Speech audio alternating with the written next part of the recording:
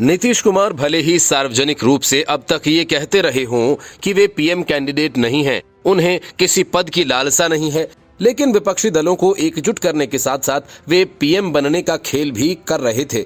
इतना ही नहीं, वे जानते थे कि महज 45 विधायकों वाली पार्टी के नेता को कोई पीएम कैंडिडेट नहीं बनवाएगा और इसके लिए वे अपनी पार्टी के साथ कई पार्टियों को जोड़कर बड़ी पार्टी बनाना चाहते थे और इस वजह से आरजेडी और जेडीयू के विलय की बात चली थी, लेकिन उनका खेल खराब हो गया।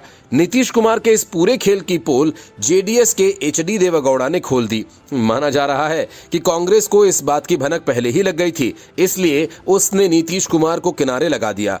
एचडी देवेगौड़ा की पार्टी जनता दल सेक्युलर 2024 के लोकसभा चुनाव से पहले एनडीए गठबंधन में शामिल हो गई है। हालांकि देवेगौड़ा पहले विपक्षी गठबंधन का हिस्सा बनना चाहते थे। नीतीश कुमार से उनकी 2 महीने तक बातचीत भी हुई थी, यहां तक कि नीतीश को पीएम कैंडिडेट घोषित करने पर भी वे राजी हो गए थे, लेकिन नीतीश कुमार की एक शर्त की वजह से उन्होंने विपक्षी गठबंधन से किनारा कर लिया। देवेगौड़ा ने बताया कि मेरी बिहार के मुख्यमंत्री नीतीश कुमार से अक्टूबर-नवंबर 2022 में 2 महीने तक बातचीत हुई थी। हम लोग बीजेपी के खिलाफ जनता फेडरल फ्रंट बनाने की तैयारी कर रहे थे। मैं नीतीश को पीएम कैंडिडेट घोषित करने के लिए राजी भी हो गया था, लेकिन नीतीश कुमार ने एक शर्त रख दी। नीतीश कुमार चाहते थे कि जेडीएस का विलय जेडीयू में हो जाए, लेकिन देवेगौड़ा ने कहा कि अप्रैल-मई 2023 में कर्नाटक में विधानसभा चुनाव होने हैं, ऐसे में अपनी पार्टी का विलय नहीं कर सकता, लेकिन हर तरीके से सहयोग करूंगा। पर वो राजी नहीं हुए। पूर्व प्रधानमंत्री देवेगौड़ा कहते हैं कि कर्नाटक विधानसभा चुनाव के बाद कांग्रेस की लोकल यूनिट के कुछ नेताओं ने विपक्षी गठबंधन पर दबाव बनाया और मेरी पार्टी को इस गठबंधन में जगह नहीं मिली। यहाँ तक कि मुझे पटना की मीटिंग में बुलाया भी नहीं गया। पूर्व प्रधानमंत्री एचडी देवेगौड़ा कहते हैं कि क्या आपको लगता है कि इस उम्र में मुझे ऐसा अपमान सहना चाहिए? नीतीश अभी भी मेरे अच्छे दोस्त हैं, लेकिन कांग्रेस ने इस देश में सेक्युलर गठबंधन पूरी तरह से खत्म कर दिया। वो लोग प्रगतिशील होने का दावा करते हैं, लेकिन ऐसा नहीं है। कांग्रेस का रिकॉर्ड क्या है ये सब जानते हैं। मैं बाबरी का जिक्र नहीं करना चाहता हूँ। मैं इकलौता नेता था जिसने राहुल गांधी की पदयात्रा की तारीफ की, लेकिन उन्होंने जवाब देना भी उचित नहीं समझा। वे बड़े नेता हैं, मैं तो छोटा आदमी हूँ। आखिर जेडीएस बीजेपी की करीबी कैसे हो गई? एनडीए में शामिल होने का ऑफर किसने दिया? क्या इसमें प्रधानमंत्री मोदी का कोई हाथ है? इस सवाल के जवाब में देवेगौड़ा कहते हैं कि पीएम मोदी से मेरे बहुत अच्छे संबंध हैं। वह भी उसी बैकग्राउंड से आते हैं जिस बैकग्राउंड से मैं आता हूँ। उन्होंने मुझे बहुत इज्जत दी। ऐसे वक्त में जब लोग मुझे भूल गए हैं, तब पीएम मोदी ने मुझे याद रखा। Bureau report, news of India. Uddhav Thackeray को बैठे बिठाए बड़ा झटका लगा है। पार्टी के तहस नहस होने के बाद उन्होंने प्रकाश अंबेडकर की पार्टी वंचित बहुजन अघाड़ी ने सभी 48 सीटों पर चुनाव लड़ने का ऐलान कर दिया है।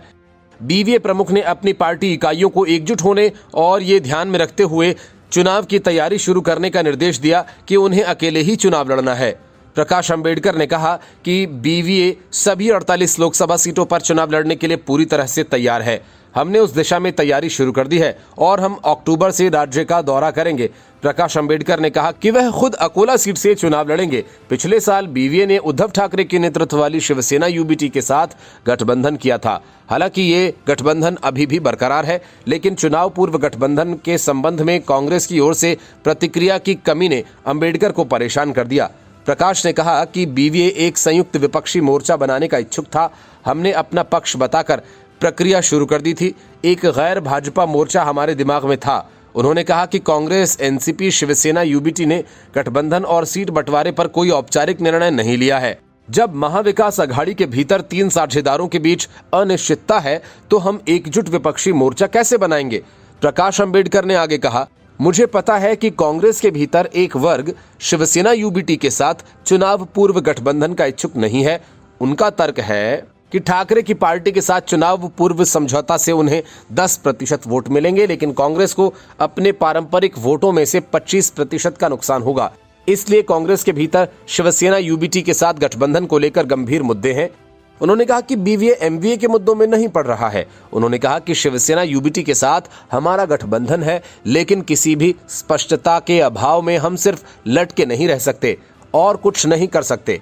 समय समाप्त हो रहा है। कोई बैठकें नहीं हैं, चाहे वह कांग्रेस हो, एनसीपी हो या शिवसेना यूबीटी। हर कोई अपने अपने संगठनात्मक मुद्दों में उलझा हुआ है। ऐसी स्थिति में जहां कोई बातचीत या प्रगति नहीं है, हमने अपना राजनीतिक रोडमैप तैयार करने का फैसला किया है। उन्होंने कहा कि हमने 2024 के लोकसभा चुनाव में सभी 48 सीटों पर अकेले चुनाव लड़ने का फैसला किया है।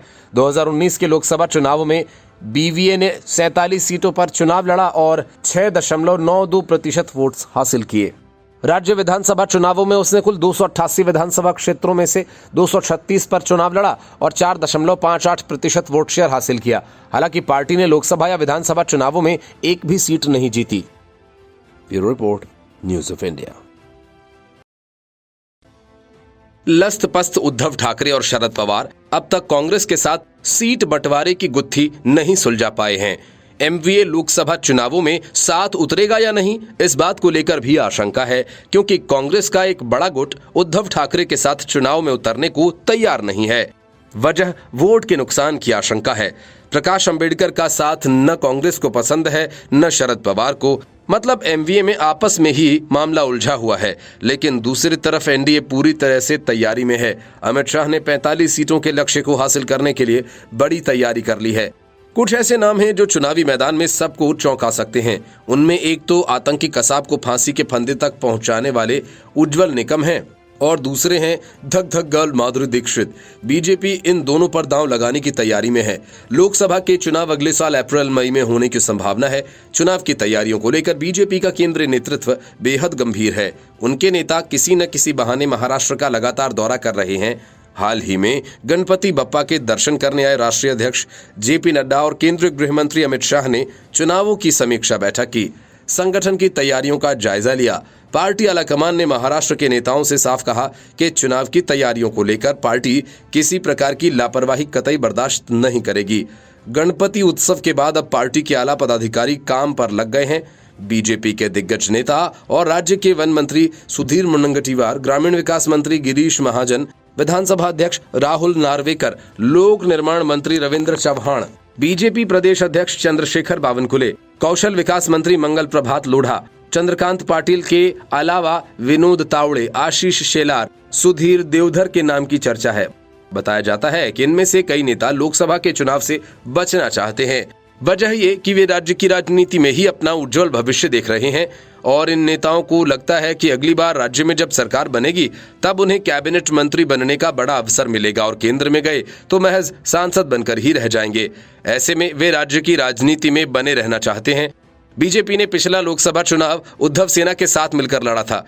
उस समय मुंबई की सभी सीटों पर जीत हासिल की। बीजेपी कोटे से गोपाल शेट्टी, पूनम महाजन और मनोज कोटक चुने गए। मगर अब हालात बदल चुके हैं। उद्धव सेना की जगह पर शिंदे सेना आ गई है और उनके साथ राहुल शेवाले और गजानन कीर्तिकर हैं, जबकि अरविंद सावंत उद्धव ठाकरे के साथ हैं। बीजेपी में चर्चा है कि इस बार पार्टी तीनों जगह से नए उम्मीदवार उतारना चाहती है। पूनम महाजन की जगह पार्टी माधुरी दीक्षित या फिर विनोद तावड़े को उतार सकती है। Bureau report, news of India. विपक्ष को जोड़ते जोड़ते अब नीतीश कुमार की पार्टी जेडीयू टूटने के करीब आ पहुंची है। वजह ललन सिंह और अशोक चौधरी के बीच की तनातनी और फिर नीतीश कुमार की रहस्यमय चुप्पी। कुल मिलाकर ललन सिंह खुद को अपमानित महसूस कर रहे हैं और बदला लेने के लिए मौके की तलाश में हैं। ऐसे में नीतीश कुमार ने एक बार फिर से जेडीयू और आरजेडी के विलय की कहानी बुननी शुरू कर दी। नीतीश कुमार चाहते तो ये थे कि पुराना जनता परिवार फिर से एक हो जाए और इसके लिए एचडी देवेगौड़ा से बात भी की थी, लेकिन देवेगौड़ा ने ऐसा करने से इनकार कर दिया। जाहिर है अखिलेश यादव की समाजवादी पार्टी और ओम प्रकाश चौटाला की पार्टी आईएनएलडी ने भी ऐसा ही किया होगा। लेकिन अब नीतीश कुमार कम से कम आरजेडी और जेडीयू का विलय करने की कोशिश में जुटे हैं ताकि उनकी प्रासंगिकता बनी रहे। नीतीश कुमार को पता है कि लोकसभा चुनाव के पहले उनकी पार्टी में भगदड़ मचेगी और विधानसभा चुनाव आते आते पार्टी में गिनती के नेता रह जाएंगे।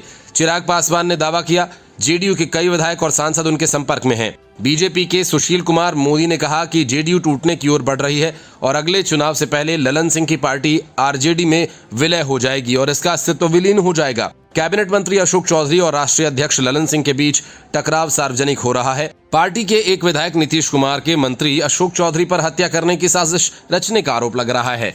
जेडीयू में अंतर्कलह चरम पर है। उन्होंने कहा कि जब नीतीश कुमार ने राजद के तेजस्वी यादव को अपना उत्तराधिकारी घोषित किया तभी से पार्टी में घुटन बढ़ी और टूट शुरू हो गई। अगर जदयू खत्म होती है तो सबसे बड़ी वजह ललन सिंह होंगे।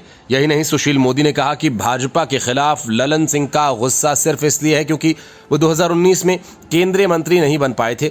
अब नीतीश कुमार से भी उनका संबंध अच्छा नहीं रहा। पार्टी के प्रखंड अध्यक्षों की बैठक में वो शामिल नहीं हुए। ललन सिंह पहले भी नीतीश कुमार को तानाशाह बताकर कांग्रेस के साथ जा चुके हैं। उनका कोई भरोसा नहीं, लेकिन उन्होंने पार्टी के विधायकों सांसदों का भविष्य अंधकारमय बना दिया। सुशील मोदी का ये बयान उस वक्त आया जब जेडीयू में घमासान मचा हुआ है।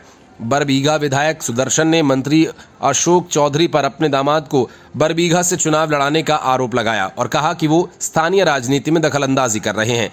इससे पहले ललन सिंह ने उन्हें जमुई और बरबीघा में बार बार दौरे करने पर टोका था और कहा था कि वो वहां की राजनीति में दखल नहीं दे।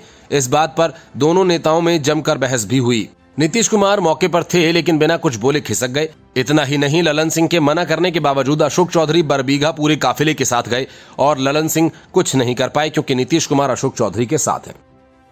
Bureau report, news of India. Kejriwal दावे तो वर्ल्ड क्लास शिक्षा देने का करते हैं, बड़ी बड़ी बातें करते हैं, लेकिन हकीकत यह है कि अब दिल्ली के सरकारी स्कूल में लोग अपने बच्चों को पढ़ने नहीं भेजना चाहते। यही वजह है कि दिल्ली के सरकारी स्कूल्स में पिछले साल की तुलना में काफी कम बच्चों का एडमिशन हुआ। वजह घटिया पढ़ाई है। अपात्र शिक्षक तो है ही, बड़ी संख्या में बच्चों का फेल होना, ड्रॉप आउट अलग से। आकलन के लिए हर सप्ताह हर स्कूल के प्रिंसिपल और 5-5 शिक्षकों को एक जगह बुलाया जाता है। जाहिर है इससे पढ़ाई ठप पड़ जाती है। अरविंद केजरीवाल अपने टीचर्स को विदेश में ट्रेनिंग लेने के लिए भेजते हैं और वहां से लौटकर वे कौन सा चमत्कार कर रहे हैं, इसका खुलासा आरटीआई से हुआ।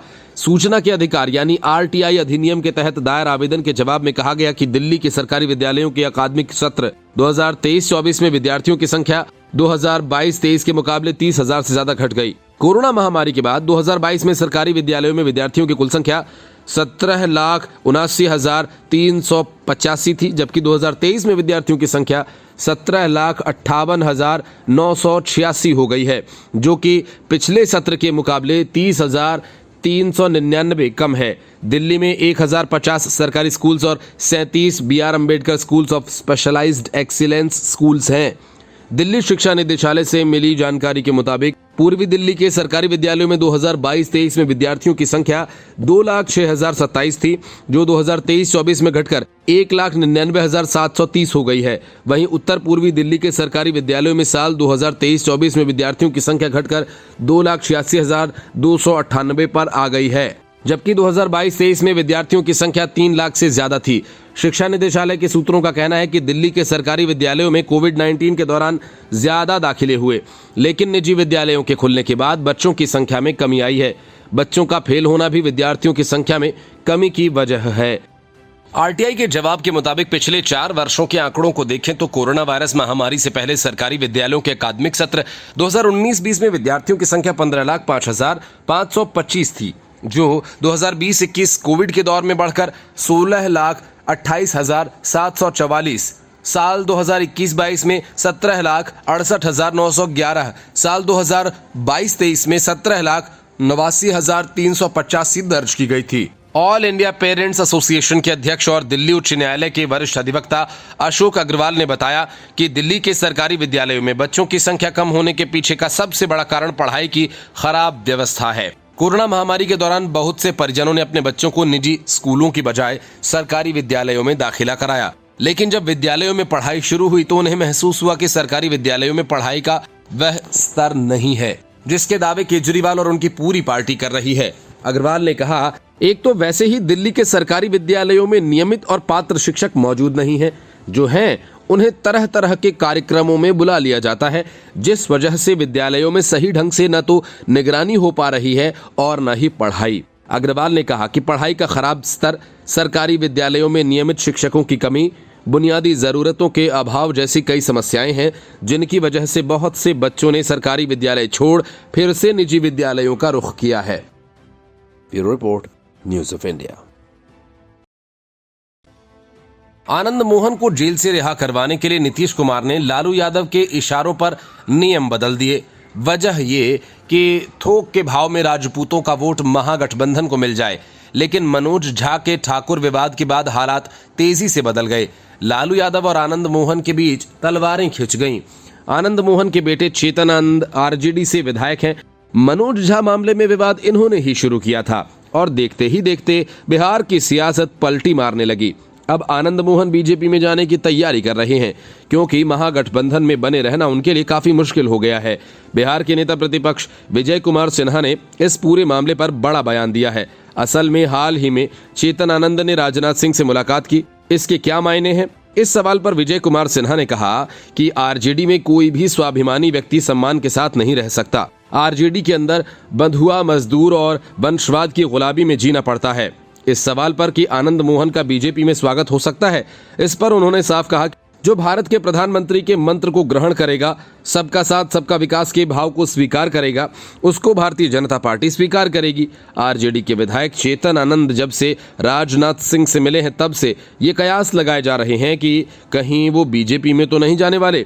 विजय कुमार सिन्हा से जब ये सवाल किया गया कि क्या नीतीश कुमार का भी स्वागत किया जाएगा, इस पर उन्होंने कहा कि नीतीश कुमार को बिहार की जनता बोझ समझ रही है। इस बोझ से जनता मुक्त होना चाहती है। ऐसे में थके हारे लोगों को स्वीकार नहीं किया जाएगा। बिहार के उप मुख्यमंत्री तेजस्वी यादव के चुनावी क्षेत्र में आए दिन हत्या की घटना हो रही है। 2 दिन पहले भी एक युवक की 5 गोली मारकर हत्या कर दी गई थी। पीड़ित परिजन से मिलने के लिए नेता प्रतिपक्ष विजय कुमार सिन्हा पहुंचे थे। परिवार से मिलने के बाद मीडिया से बातचीत के दौरान तेजस्वी यादव पर जमकर बरसे। उन्होंने कहा कि बिहार में अपराधी और माफिया को सत्ता का संरक्षण मिल रहा है। तेजस्वी यादव जाति की राजनीति करते हैं, लेकिन अपने समाज के लोगों को भी नहीं बचा पा रहे हैं। जनता से मिलने के लिए नहीं पहुंच रहे हैं। ऐसे लोगों को सत्ता में रहने का कोई अधिकार नहीं है। Bureau report, news of India. Uddhav Thackeray और संजय राउत को लगता है कि महाराष्ट्र की विरासत और सबसे ज्यादा छत्रपति शिवाजी की विरासत पर उनका एकाधिकार है। इसलिए जब भी कोई दूसरा नेता या पार्टी इससे जुड़ा कोई काम करता है तो उद्धव ठाकरे और संजय राउत बेचैन हो जाते हैं। ताजा मामला सामने आया जो कि इंग्लैंड में है। महाराष्ट्र के कल्चरल मिनिस्टर और बीजेपी नेता सुधीर मुनगंटीवार शिवाजी की वाघ नख को लेने के लिए 3 अक्टूबर को ब्रिटेन जाने वाले हैं। वाघ नख का इस्तेमाल छत्रपति शिवाजी महाराज ने 1659 में बीजापुर सल्तनत के सेनापति अफजल खान को मारने के लिए किया था। सब कुछ ठीक रहा तो नवंबर में शिवाजी का ये हथियार मुंबई के संग्रहालय की शोभा बन जाएगा। इधर इस खबर के लगते ही संजय राउत बेचैन हो गए और अजीबोगरीब तर्क के सहारे बीजेपी और एकनाथ शिंदे पर हमला किया। संजय राउत ने कहा कि इसे लाकर क्या करोगे। सुधीर मुनगंटीवार का कहना है कि पहले चरण में लंदन से वाघ नख को भारत लाया जा रहा है। इसे साउथ मुंबई के छत्रपति शिवाजी महाराज म्यूजियम में रखा जाएगा। ये फिलहाल लंदन के विक्टोरिया अल्बर्ट म्यूजियम में रखी हुई है। इसके लिए राज्य सरकार एक MOU साइन करने जा रही है। मिनिस्टर का कहना है कि हम बाघ नख को उसी दिन लाने की योजना बना रहे हैं जिस दिन शिवाजी महाराज ने अफजल को मारा था। शिवसेना UBT के नेता संजय राउत ने कहा कि शिवसेना ही छत्रपति शिवाजी महाराज का असली हथियार वाघ नख है। भाजपा ने शिवसेना को विभाजित कर कमजोर करने की कोशिश की है। पिछले साल जून में शिवसेना नेतृत्व के खिलाफ एकनाथ शिंदे के नेतृत्व में बगावत के बाद पार्टी विभाजित हो गई और इसके कारण उद्धव ठाकरे के नेतृत्व वाली महाविकास अघाड़ी सरकार गिर गई। इसके बाद शिंदे ने राज्य में सरकार बनाने के लिए भाजपा से हाथ मिला लिया। संजय राउत ने दावा किया कि वाघ नख महाराष्ट्र के लिए गौरव और स्वाभिमान का विषय है। शिवसेना छत्रपति शिवाजी महाराज का असली बाघ नख है जिसने राज्य के रास्ते में आने वाली सभी बाधाओं से मुकाबला किया है। उन्होंने आरोप लगाया कि भाजपा ने राज्य को दिल्ली के सामने झुका दिया है। राउत ने कहा कि शिवाजी ने जिस हथियार का इस्तेमाल महाराष्ट्र के स्वाभिमान और अखंडता की रक्षा के लिए किया था, उसे लेकर आप क्या करेंगे? आपने राज्य को दिल्ली का गुलाम बना दिया है। Bureau report, news of India.